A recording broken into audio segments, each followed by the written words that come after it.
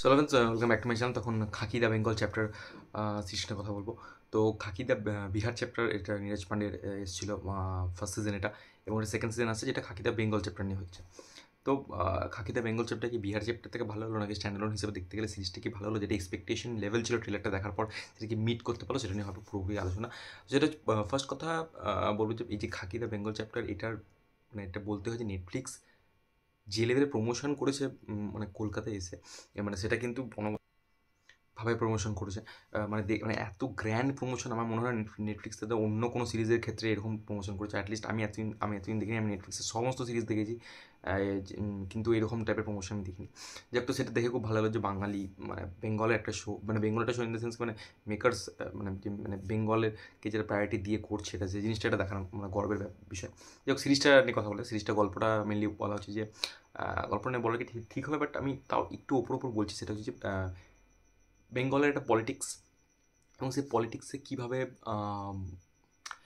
রাজনীতি রাজনৈতিক যারা ব্যক্তিত্ব তারা কীভাবে ক্রিমিনালসদের ইউজ করছে, এবং তার পিছনে তাদের কী ক্রিমিনাল কী র্যাকেট চলছে, কিসের পাচার চলছে, এবং সেটাকে এক্সপোজ করার জন্য আইপিএস অফিসার একজন এসেছিল।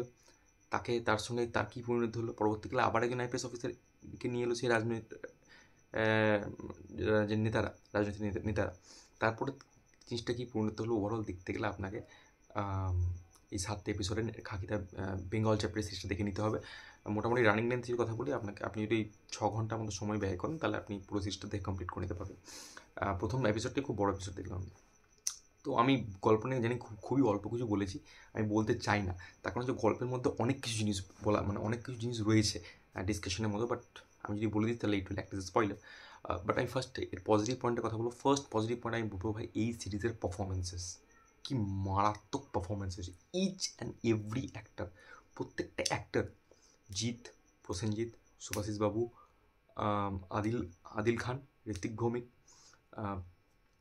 Each and everybody, Mimoh, Akanksha Singh, প্রত্যেকে যেটুকু স্কোপ পেয়েছে বা যতটা স্কোপ পেয়েছে, প্রত্যেকে নিজের নিজের জায়গায় অনবদ্য।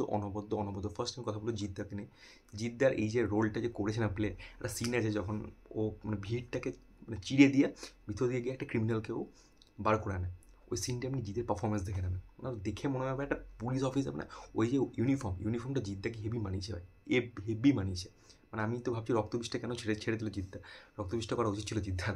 যে জিৎ দেয় তুখর হেভি, জিতের কাজে পুরো সিরিজ জুড়ে দারুণ হয়েছে। এবং আমি বলবো যে মানে পুলিশ অফিসারের যে রোলটাতে করেছে, বুদ্ধি দিয়ে কাজ যেটা করেছে সে, কীভাবে ধুলো ট্র্যাক ডাউন করছে, দারুণ লেগেছে। প্রসেনজিৎ চট্টোপাধ্যায় নিজেটা ইন্টারভিউতে বলছিল যে আমি এই ধরনের কাজ আগে করিনি, এই ধরনের চরিত্রকে প্লে করিনি। কথাটা কিন্তু সত্যি, তার যে মানে পলিটিশিয়ানের যে রোলটা, বরুণের যে ক্যারেক্টারটা, তো সেখানে সে মানে তার যে পারফরমেন্সের চেঞ্জটা, মানে সে যে কতটা সাতির, কতটা বদমাস, কতটা ভিলেনি, ক্যারেক্টারটা চুপচাপ থাকে, খুব কম্পোজ, কিন্তু কতটা যে ভিলেনি ব্যাপার সেটা রয়েছে, আপনি সিরিজটা দেখলে বুঝতে পারবেন।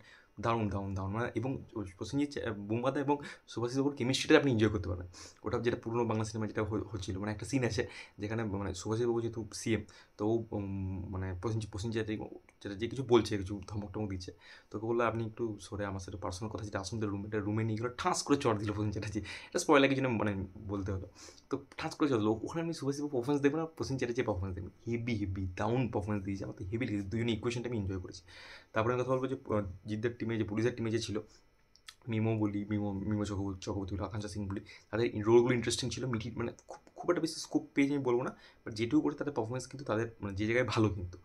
এবং চিত্রাঙ্গানা সিংয়ের পারফরমেন্সও বেশ ভালো, দেখতে খুব সুন্দর লেগেছে তাকে। এদের কথা বলে আমি এই সিরিজের তুরুপের তাস হচ্ছে ঋত্বিক ভৌমিক আর আদিল জাফর খান। ভাই রে ভাই, ঋত্বিক ভৌমিক বান্দিশ ব্যান্ডিটসের যে ছেলেটা, এই ঋত্বিক ভৌমিক যে মানে এই যে এর রাধে করেছিল বান্দিশ ব্যান্ডিটসে, এখানে তার পারফরমেন্স দেখবেন ঋত্বিক ভৌমিক, একটা সিন আছে যেখানে শুধু কোপায় একজনকে, কোনো চোখে মুখের এক্সপ্রেশন দেয়, চোখটা লাল হয়ে গেছে। Performance outstanding Ritwick Bhowmik. এবং আদিল জাফর খানের কথা বলতে হবে, ক্যারেক্টারটা একটু ওয়াইল্ড ক্যারেক্টার দিয়েছে ওকে। এবং আদিল জাফর খান যে আই থিঙ্ক শিকারাতেও ছিল বিদ্যুৎ বিনোদ চোপড়া, তো ও যে পারফরমেন্স ডেলিভার করেছে, এদেরকে নিয়ে কিন্তু এত কথা হয়নি সিরিজের আগে, বাট এরাই কিন্তু আমার মনে হয় সিরিজের সব থেকে বেস্ট কাজটা করেছে, সবাই প্রত্যেকে বেস্ট কাজ করেছে, বাট এদেরটা আমি এক্সপেক্ট করি না এত ভালো হয়ে যাবে। ঋত্বিক ভৌমিকের আগে জেনা বা হুইসেল ব্লোয়ার এরকম সিরিজ করেছে যেখানে অন্য ধরনের পারফরমেন্স দিয়েছে, বাট খাকি দা বেঙ্গল চ্যাপ্টারে ঋত্বিক ভৌমিক ছেয়ে গেছে। জাস্ট দারুণ একটা পারফরমেন্স দিয়েছে। এবং আদিল জাফর খানের পারফরমেন্স নিয়ে কিছু বলার নেই। আপনি শুধু ওই দুজনকে দেখবেন, ও দুজন এই সিরিজের পর থেকে তাদেরকে যেভাবে ইউজ করবে মানে ইন্ডাস্ট্রি, মানে প্রচুর কাজ পেতে চলেছে এই দুজন, প্রচুর কাজ পেতে চলেছে, আমি শিওর। হেভি পারফরমেন্স দিয়েছে, প্রত্যেক কাজ আমি এনজয় করেছি। শাশ্বত চ্যাটার্জির কথা বলতে, শাশ্বত চ্যাটার্জির রোলটা একটু ছোটো ছিল, বাট যেটুকু রোল ছিল বাঘা, যে রোলটা বেশ ভালো রোল ছিল, রোলটাকে ভালোভাবে ফুটিয়ে তুলেছে। এবং আমার মনে হয় বব বিশ্বাসের পর শাশ্বত চ্যাটার্জি এই যে পারফরমেন্সটা, এটা হিন্দি ফিল্ম ইন্ডাস্ট্রিতে আরও তাকে কাজ এনে দেবে, এটা আমি শিওর শট। মানে দাউন হেভি, মানে কি, এবং যেই সব মানে একটা অ্যাকশন সিকোয়েন্স আছে, মানে অ্যাকশন সিকোয়েন্সের পারফরমেন্সটা দেখে দাউন পারফরমেন্স দিয়েছে। এবং প্রত্যেকে নিজের জায়গায় ঠিকঠাক পারফরমেন্স দিয়েছে, ভালো পারফরমেন্স সিরিজে খুব ভালো। আমি স্ক্রিন প্লে কথা বলি, এই যে গল্পটা পুরো যে বেঙ্গল চ্যাপ্টারের গল্পটা খুবই রুটিন গল্প, ঠিক আছে, খুবই রুটিন গল্প।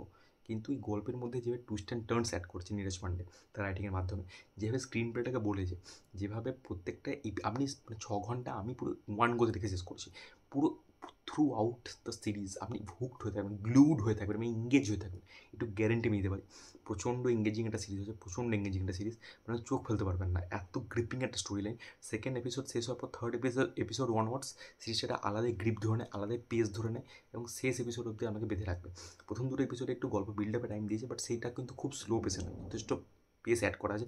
এবং রেগুলার ইন্টারভেলে টুইস্ট অ্যান্ড টার্নস খুব ভালো, ক্লাইম্যাক্সের দিকে টুইস্টটা ভালো, এবং আপনি মানে সেটা খুব এনজয় করবেন। স্ক্রিন প্লেটা খুব ভালো হয়েছে, স্ক্রিন প্লের মধ্যে কিছু জায়গায় হিউমার অ্যাড করা হয়, যেটা বলেন চরের সিনটা বলি, ছোটো ছোটো যে হিউমার, কমেডি নেই, হিউমার অল্প অল্প জায়গা রয়েছে সিচুয়েশন, সেটা আপনি এনজয় করতে পারবেন। সেটা যে টুইস্ট অ্যান্ড টার্নসগুলো যেটা বললাম, সেটা আপনি এনজয় করতে পারবেন।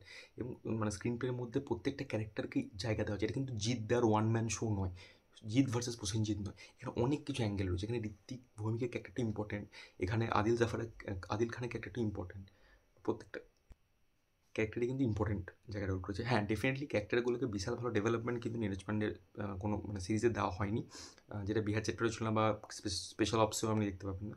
বাট এখানে কিন্তু ক্যারেক্টার ডেভেলপমেন্ট হওয়া না সত্ত্বেও এর যে প্লটটা, সেই প্লটটা খুব ভালোভাবে বুনেছে, একটা সুতোর মধ্যে যে মানে মালাটা যেভাবে গাঁথে, সেটা কিন্তু নীরজ পান্ডের রাইটিংয়ে খুব ভালোভাবে করতে পেরেছে। এবং এই গল্পের মধ্যে অনেকগুলো যে দিক যেগুলো বললাম, যে পলিটিশিয়ানরা কীভাবে ক্রিমিনালসদেরকে ইউজ করে তাদের সুবিধার জন্য, এবং আপনি যে মনে করছেন যে এই রাজনৈতিক পার্টিকুলার এই দলটা ভালো, এই দলটা ভালো না, বিরোধী পার্টি ভালো, তো সেও কিন্তু তার মানে সিটের চক্করে, তাকে যে সিটটা পেতে হবে, তাকে যে ক্ষমতায় আসতে হবে, তার জন্য তারও কিন্তু মতিগতি বদলাতে পারে, তারও কিন্তু মাইন্ড চেঞ্জ হতে পারে, সেও কিন্তু ভুল কাজে নিযুক্ত হতে পারে। তো এরকম অনেক দিক আছে, অনেক ব্যাপার আছে, সেইগুলো খুব ভালো এক্সপ্লোর করা হয়েছে।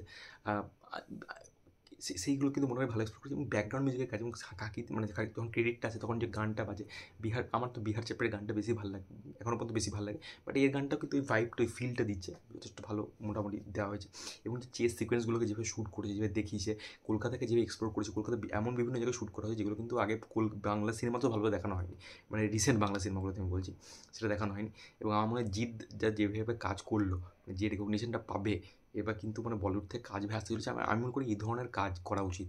মানে প্রসেনজিৎ যেখানে যে ক্যারেক্টারটা প্লে করেছে, এবং জিৎদা যে ক্যারেক্টারটা প্লে করেছে, আলাদা লেভেলের একটা কিন্তু তাদেরকে পরিচিতি এনে দেবে, এটুকু আমি গ্যারান্টি দিয়ে বলতে পারি। এবং যেভাবে গ্যাং ওয়ার হচ্ছে, গ্যাংস্টারের ভিতরে তাদের মধ্যে কী, মানে গ্যাংস্টারদের ভিতরে কে মোল রয়েছে, কে বিশ্বাসঘাতকতা করছে, পুলিশের মধ্যে কে মোল রয়েছে, তো ওই দিকপত্র নিয়ে যেভাবে কাজ করা হয়েছে, তো সেটা কিন্তু দেখার মতো। তো ওইভাবে টুইস্ট অ্যান্ড টার্নসগুলো অ্যাড করেছে, দেখিয়ে। বাট আমি বলবো না যে যেভাবে দেখাচ্ছে যে একটা গ্রুপের ভিতরে একজন মোল রয়েছে, তো তার যে ব্যাক স্টোরিটা দেখি কেন সে মোল হয়েছে, সেটা বিশাল কিছু দেখিনি আগে, এরকম নয়। জানা গল্প দেখিয়েছে, রুটিন গল্প দেখিয়েছে, চেনা গল্প দেখিয়েছে, বাট দেখুন এবার দেখতে হবে পৃথিবীতে গল্প কিছু লিমিটেডই হয়, বাট সেই গল্পটা আপনি কীভাবে বলছেন, কেউ অডিয়েন্সকে প্রেজেন্ট করতে পারছেন, সেটা ম্যাটার করে। এবং এখানে কিন্তু নীরজ পান্ডে সেটা করতে কিন্তু সক্ষম হয়েছেন। নীরজ পান্ডের যে গল্প বলা স্টোরি টেলিং যে স্টাইলটা, সেটা আমার বেশ ভালো লেগেছে, আমার কিন্তু হুক করে গেছে। সেটাই জিনিসের এই সিরিজের প্রথম পজিটিভ পয়েন্ট, এবং এই খুব বড় পজিটিভ পয়েন্ট। এবং নেগেটিভের কথা যদি আমি আসি, তো নেগেটিভ কথা আমি একটা কথা বলবো, যে কিছু মানে কিছু বলতে ইম্পর্টেন্ট যেখানে রয়েছে ঋত্বিক ভৌমিক এবং আদিল জাফরের যে ক্যারেক্টারটা, তাদের মধ্যে যে বন্ডিংটা, সেটা আরও স্ট্রং দেখা যেত। একটা ক্যারেক্টার যে মরে যাচ্ছে, তো সেটা যে ফিলিংটা, মানে ক্যারেক্টার ডেভেলপমেন্ট যেটা বললাম হয়নি, ক্যারেক্টার ডেভেলপমেন্ট হয়নি বলেই সিরিজটা ওইখানে একটু মার খেয়ে যায়। আদারওয়াইজ আপনি সিরিজটা দেখতে বলছে কিন্তু উঠতে না, মানে করলে উঠতে পারবেন। সিরিজটা বিশাল কিছু ভালো কাজ হয়েছে আমি বলবো না, বিশাল ছুটকে গেছি তাদের, কিন্তু দেখতে ভাবে মজা আসছে, কারণ বাংলার পরিপ্রেক্ষিতে, বাংলার প্রেক্ষাপটে এরকম দেখিনি। এবং বাংলার মিডিয়াতে যদি গল্পটা সেট, তো বাঙালি একটা দিকে প্রাধান্য দিয়েছে, সেটা মানে 95% কাজ হচ্ছে বাঙালি, তো সেটা আমার খুব ভালো লাগে। যেটা পাতালক সিজন 2 ক্ষেত্রে দেখলাম নাগাল্যান্ডের অ্যাক্টরকে নিয়েছে, তো এখানেও কিন্তু বাঙালি অ্যাক্টর ভরে নিয়েছে, এবং বাংলা কথার প্রয়োগ করেছে, সেটা কিন্তু এটাকে অথেন্টিক একটা সিরিজ, মানে এটা ছিল ওভারঅল টেক কাকিতা বেঙ্গল চ্যাপ্টার সিরিজটাকে নিয়ে। আপনার সিরিজ ডেফিনেটলি দেখুন, মজা আসবে, মস্তে বিহার চ্যাপ্টার থেকে অনেকটা ভালো হয়েছে সিরিজটা। এই ওভারঅল টেক আপনাদের কেমন লাগে সিরিজটা কমেন্ট করে জানাবেন। আর ভিডিওটা ভালো থাকে, চ্যানেলটাকে প্লিজ লাইক, শেয়ার এবং সাবস্ক্রাইব করবেন। Take care, good by.